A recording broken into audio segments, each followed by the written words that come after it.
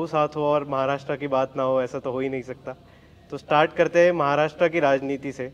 ये जो पिछले कुछ सालों में चेंजेस हुए महाराष्ट्र में, 19 में बीजेपी और शिवसेना साथ में लड़े, और फिर बाद में इन्होंने उनको कुछ उनके पिता को किया हुआ वादा याद आया उद्धव ठाकरे को, और उन्होंने महाविकास आघाड़ी बनाई। और फिर से ये अभी एकनाथ शिंदे का फैक्शन उसमें से बाहर आके और फिर से बीजेपी के साथ आया। तो ये जो पिछले 3-4 सालों में जो महाराष्ट्र के पॉलिटिक्स में चेंजेस हो रहे हैं, इनको आप कैसे देखते हैं? न वो पिता का वादा वगैरह सब झूठ था।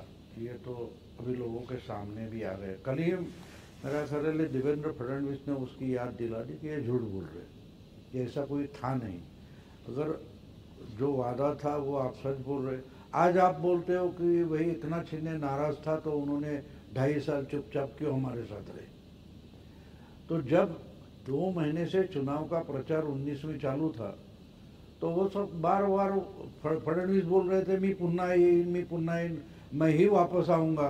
तब आपने एक बार भी ऑब्जेक्शन नहीं लिया, पब्लिक मंच पर नहीं लिया, प्राइवेटली किसी इंटरव्यू में कहीं भी नहीं, कि भाई बीजेपी और शिवसेना चुनकर आती है तो आधे आधे समय के लिए चीफ मिनिस्टर बदलेगा। ये तो आपने कहीं जिक्र नहीं किया। तो चुनाव के नतीजे आने के बाद आपको याद आता है कि अपने पिताजी के साथ वादा किया था और अमित शाह ने बंद कमरे में वादा किया था। तो ये साफ साफ झूठ बोल रहे हैं। वो तो लोगों को भी समझ में आ रहा है, ऐसी कोई बात नहीं। और एक बात होती है कि एक इंसान अगर एक झूठ बोले तो वो हजम नहीं होता तो उसको दूसरा बोलना पड़ता है। तो बार बार लगातार झूठ बोलते जा रहे हैं उसमें। हाँ, उसमें राजनीति बिगड़ी है, ये बात सच है, राजनीति तो बिगड़ी है। और मैंने उस चुनाव के बारे में एक किताब लिखी थी और उसका विमोचन भी देवेंद्र फडणवीस के हाथों हुआ था। तो मैंने उसमें उनको वार्न किया था कि अगर बीजेपी चाहती है तो अकेली लड़े फिर भी मेजॉरिटी ला सकती है, अगर शिवसेना के साथ जाएगी तो दिल से इकट्ठा होकर लड़े तो 200 पार कर जाएंगे, वरना एक दूसरे की टांग खींचते खींचते पौने 170-175 तक अटक जाएंगे। और रिजल्ट वैसा ही आया। और उसकी कबूली देवेंद्र फडणवीस ने 2 बार भाषण में जाहिर तौर पर दे दी कि हम भाऊ की किताब सुनते समझते तो शायद हम सत्ता में होते। और उन्होंने इमीडिएटली 1 साल बाद बोल दिया। तो बोल कहने का मतलब ये है कि उद्धव झूठ बोल रहा है। वो सत्ता की नशा में गया था, सत्ता की लोभ था उसको, इसलिए गया था और उसने पूरा सत्यानाश कर दिया। ना कि पार्टी का सत्यानाश किया, महाराष्ट्र की राजनीति का सत्यानाश किया। ओमकार जी, आप ये जो महाराष्ट्र में चल रहा है और महाविकास आघाड़ी एक कह रही है कि वो शायद मुंबई का बीएमसी पोल भी और 2024 का पोल भी साथ में लड़ेंगी, तो ये जो महाराष्ट्र की राजनीति है, इसका देश पे आप कैसा इम्पैक्ट देखते हैं? भाऊ, एक पिछले 2 साल में एक नाम महाराष्ट्र की राजनीति में फिर से ऊपर आया है, राज ठाकरे का। मतलब 2013 तक उनका काफ़ी दबदबा था, बाद में 14 के इलेक्शन के बाद जैसे वो मोदी के अगेंस्ट गए 14 के बाद, तो फिर से एक उनका थोड़ा सा पावर जो है वो कम होता दिख रहा था। पर अभी एक पिछले 2 साल में जैसे उन्होंने अपना झंडा का कलर बदला, भगवा किया, और अभी पिछले कुछ महीनों में बीजेपी की भी काफ़ी नेता और शिवसेना के मुख्यमंत्री एकनाथ शिंदे भी उनसे काफ़ी बार मिल रहे हैं। तो ये एक आप कैसा देखते हैं इसको, मनसे का उदय और इनका कनेक्शन? मैं उनको रामविलास पासवान के तरीके से देखता हूँ।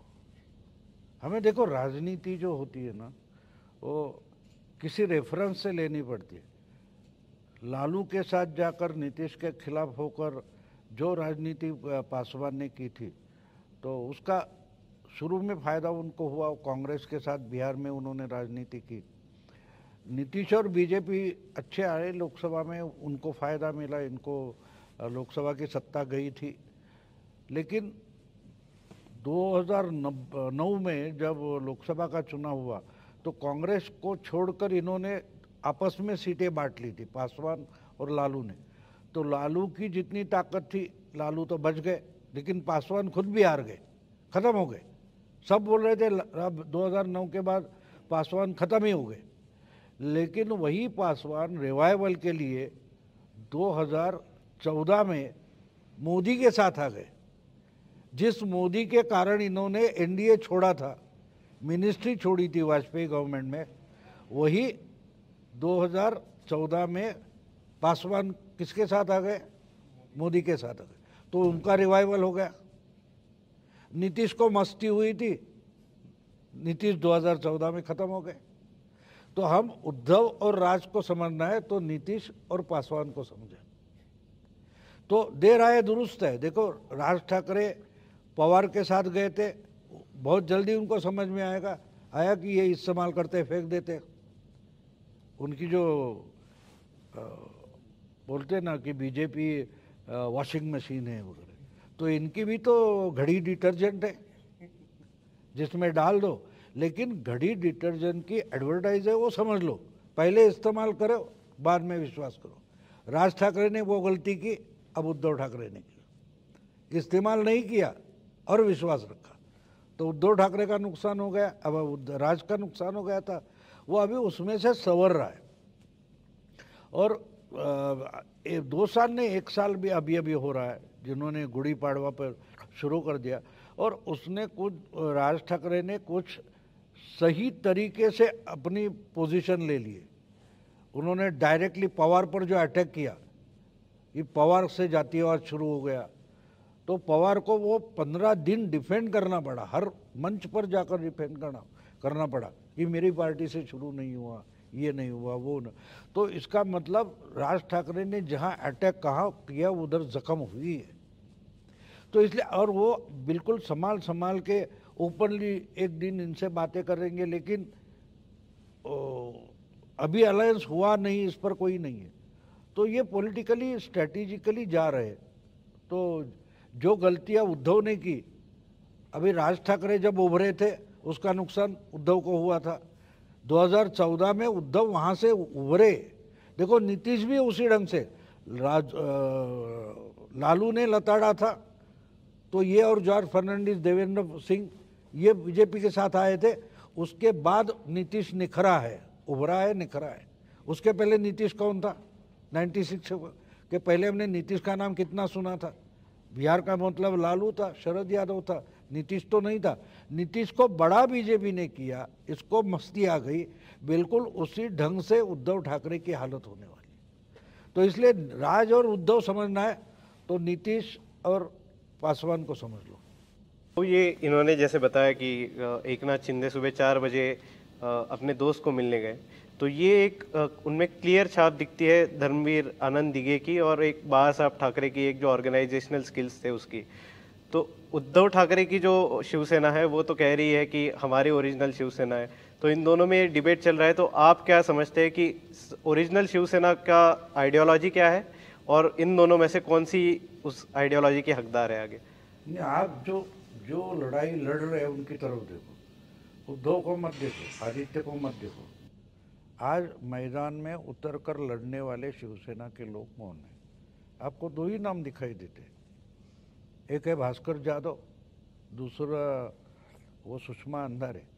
सुषमा अंधारे तो 3 महीने पहले राष्ट्र एनसीपी से निकलकर शिवसेना में आई, तो ये आज उनकी शिवसेना लड़ा रही है। दूसरे भास्कर जाधव, भास्कर जाधव 2004 में शिवसेना छोड़कर गए थे, एनसीपी में गए थे, और अभी पिछले 19 के चुनाव के पहले वापस आ गए। वहाँ तो एनसीपी के प्रदेशाध्यक्ष रहे, मिनिस्टर रहे, एमएलए रहे। अब ये जो एक तो नए आए, जिंदगी भर बाला साहब ठाकरे को जिसने गाली दी, उसका नाम है सुषमा अंधारे। उद्धव ठाकरे को गाली दी, वो आज इनकी सबसे कट्टर है, कड़वी है। तो कड़वे का मतलब क्या होता है पता नहीं चलता। हाँ, एक ड्रामा अच्छा कर लेती है, ड्रामा अच्छा कर लेती है। और भास्कर जाधव, यानी आप आज गद्दारों का आधार ले रहे और गालियां दे रहे गद्दार करके, तो कल वो गद्दार आपके लिए कड़वे कैसे नहीं हो जाएंगे? यानी ये इतने कंफ्यूज है। इसका कारण ये है कि इन्होंने कभी ऑर्गेनाइजेशन चला ही नहीं। देखो, शिवसेना के स्ट्रांग पॉइंट थे राज ठाकरे, नारायण राणे, गणेश नाइक, ऐसे जो अपने अपने इलाके में जिन्होंने शिवसेना बोई, बढ़ाई, मेहनत की। उद्धव ठाकरे ने क्या किया? बाला साहब से प्रेरणा लेकर, उद्धव से प्रेरणा लेकर इन्होंने शिवसेना नहीं बढ़ाई। तो आपको लोग जानते तक नहीं वहाँ। हाँ, बाला साहब के पोते आज भी हम देखो, संभाजी राजे कोल्हापुर के या हमारे सातारा के उदयन राजे, तो हमारे सामने आएंगे तो हमको उनको सलाम करेंगे, नमस्कार करेंगे, महाराज के ये, ठीक है। लेकिन उनको राजा तो आज नहीं मानते ना। तो उसी ढंग से आदित्य ठाकरे, उद्धव ठाकरे आते तो कुछ शिवसैनिक है तो उनके सामने साथ जाएंगे, लेकिन उसका मतलब पॉलिटिकली जाएंगे ऐसा नहीं होता, वो नहीं होगा, क्योंकि आपने बाला साहब की आइडियोलॉजी खत्म कर दी, पूरी आइडियोलॉजी खत्म कर दी। किस लिए आप मुख्यमंत्री बनने के लिए गए? तो आप बोल रहे थे कि शिवसैनिक करना है, तो एकनाथ शिंदे शिवसैनिक है। तो ये जो बात है, इनको लगता है, देखो और एक बात बोल दूँ कि इन्होंने आदित्य को तो अपना दादा क्या था वो पता नहीं है। मैंने उस पर एक मराठी में वीडियो भी डाल दिया कि शिवसेना बढ़ी कैसे, वो देखो आइडियोलॉजी वगैरह सब ठीक है, लेकिन पूरी की पूरी मीडिया बाला साहब के खिलाफ थी, हर दिन निंदा करती थी, और ये सब आपका गुणगान कर रहे। तो गुणगान कर रहे, इसका मतलब आपका अंतिम समय आ गया, आप समझ लो। अगर नहीं समझ रहे हो तो आप बाला साहब ही नहीं समझ रहे हो। मुझे एक चैनल पर चर्चा में था, पैनल पर 4-5 साल पहले, तो एक उस एंकर ने पूछा था कि क्या सब मोदी को डर कर रहेंगे? मोदी किसी से डरेगा नहीं। मैंने बोला बिल्कुल डरेगा। ये बरखा दत्त है, राजदीप सरदेसाई है, आशुतोष है, अगर वो मोदी का गुणगान शुरू करे उस दिन मोदी डर जाएंगे कि कहाँ गलती कर रहा हो। ये गाली देने वाले अचानक गुणगान क्यों करने लगे? तो उसी ढंग से अगर मीडिया, निखिल वागड़े, कुमार केतकर है, जिनकी हयात गई, जिंदगी निकल गई शिवसेना को और बाला साहब की निंदा करते हुए, आज अगर वो उसका गुणगान कर रहे हैं, इसका मतलब ये शिवसेना खत्म होने को आई है। उनका तो एजेंडा था शिवसेना खत्म करना, और आज वो बिल्कुल सही जा रहे हो। हाँ, उधर से कूद ही मारो तो खाई में गिर जाओगे, शिवसेना का भला हो जाएगा, यही बोल रहे हैं ना वो। अगर देखो शिवसेना, आप दिल्ली दरबार में जाओ और बोलो हमको हलवा पूरी चाहिए, अरे वो तो बिरयानी का होटल है भैया। तो अगर आपके लिए दिल्ली दरबार वाला हलवा पूरी बनाने लगे तो उसका धंधा तो बंटाधार हो जाएगा। उसी ढंग से कोई मिठाई वाला है, वो अगर बिरयानी बेचने लगे तो उसका जो ओरिजिनल ग्राहक है चला जाएगा। वही तो उद्धव ठाकरे ने किया है, वही तो उद्धव ठाकरे